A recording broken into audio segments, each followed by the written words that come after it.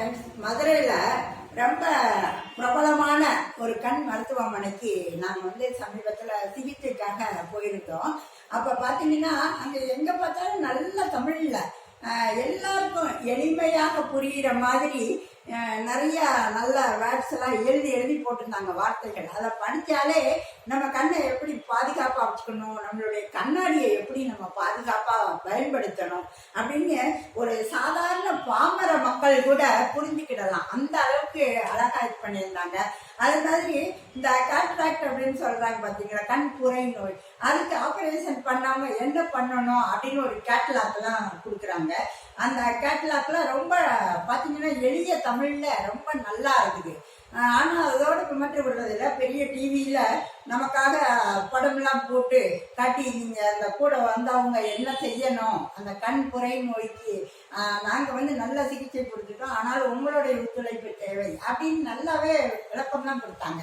ஆனால் இதில் ஒரு சின்ன இது என்னன்னு பார்த்தீங்கன்னா, அதை பார்த்ததுக்கு அப்புறம் தான் எனக்கு தெரிஞ்சிச்சு கீழ் இமையத்தான் கண்ணில் அப்படி இழுத்து மருந்து போடணும்னு. அது வரைக்கும் நான் மேல் இமையத்தான் இழுத்து எல்லாருக்கும் மருந்து போட்டு விட்டுட்டு இருந்தேன்.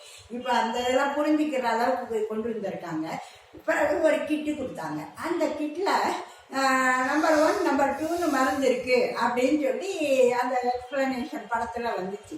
நான் உடனே ஏதோ நம்பர் 1 நம்பர் 2 இருக்குன்னு சொன்னால் கொஞ்சம் மூளை இருக்கணும். நம்ம படிச்சிருந்தாலும் சில நேரங்களில் நம்ம மூளையை தவற விட்டுரும். அதை எடுத்து பார்த்துருக்கணும். நான் பார்க்கவே இல்லை.